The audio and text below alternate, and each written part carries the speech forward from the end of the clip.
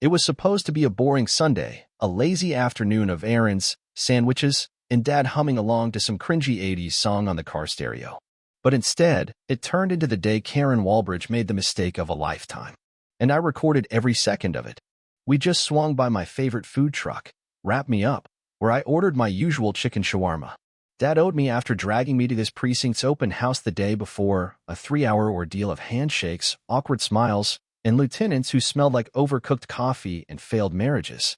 I sat in the passenger seat, unwrapping my sandwich, as Dad parked just past a red curb outside a Pilates studio. Legal. Not even close to the hydrant.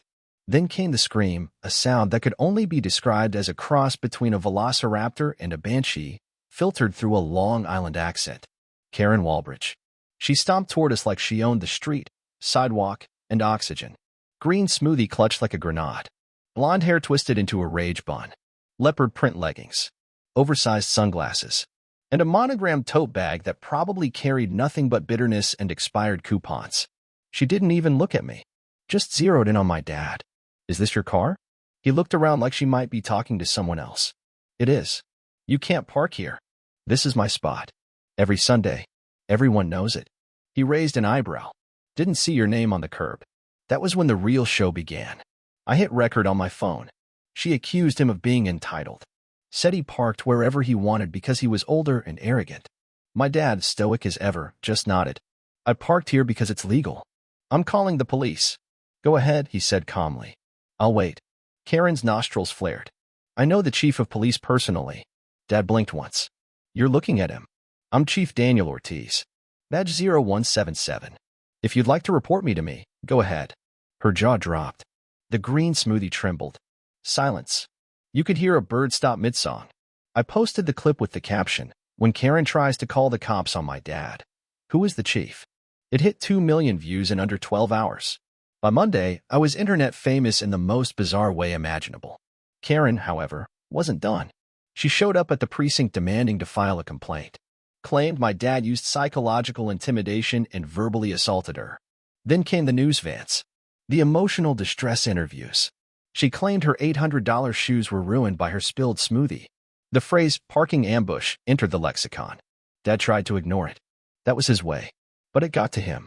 He built a spotless reputation over 2 decades. No scandals. No viral clips. No? We were living in a meme. Maybe I should have moved the car, he muttered one night. No, I told him. You did nothing wrong. She just didn't like losing. But Karen wasn't just embarrassed. She was angry. And angry people with free time and no shame? They escalate. The lawsuit arrived on Friday. Harassment. Defamation. Emotional trauma. Unauthorized recording. She highlighted her own face in the video stills. My dad stared at the envelope, then at me. Well, he said, I guess she's serious. So are we. Viral fame got real when a guy at a gas station said, Hey, aren't you the girl with the parking Karen video? Like it was a Netflix series. My DMs exploded. People offered collaborations. Others wanted the real tea.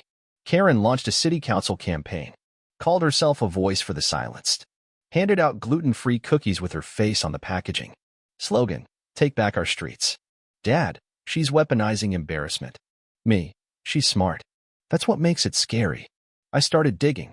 Officer Jake Tran, young and eager, helped me look into her history. Public records. HOA complaints. Archived Facebook posts. She had a track record. 3 parking disputes in 1 year. For HOA complaints. 1 against an elderly neighbor for wind chime terrorism. Mrs. Felton, our gossip queen neighbor, handed me a folder labeled Walbridge. HOA minutes, complaints, photos. Karen yelling at a skateboarder. Karen confronting a grocery store manager. We built a timeline. Her whole lawsuit? It was a playbook. Karen kept posting. A TikTok makeup tutorial titled, How to Stay Strong When Bullied by Teens. A dramatic piano monologue about trauma. She wasn't trying to win, she was trying to go viral. Then came the real twist. Karen hired my dad's estranged brother, Marco Ortiz, as her attorney. Yes, the brother he hadn't spoken to in a decade. A lawyer with perfect hair and zero shame. Of course she found him, Dad said. The city council meeting was packed. Karen in pearls and heels that clicked like gunfire. Marco beside her. I wasn't a listed speaker, but I had 30 seconds of citizen comment.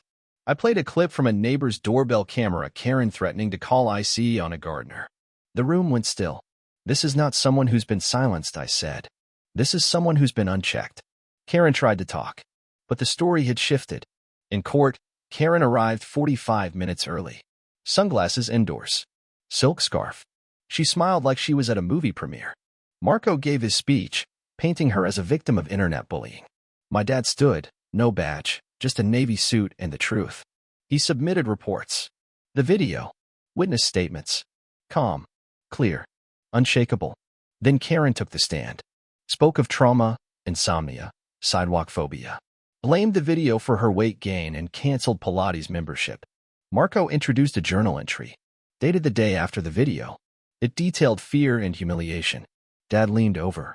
That page was posted online 3 days later. She's reacting to backlash that hadn't happened yet. Metadata confirmed it. The entry was forged. The judge declared it inadmissible. Scolded Marco. Then dismissed the lawsuit entirely. Karen stormed out.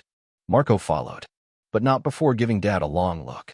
Not forgiveness, but something close. Outside the courthouse, Dad finally smiled. You did good. So did you. Karen dropped out of the city council race.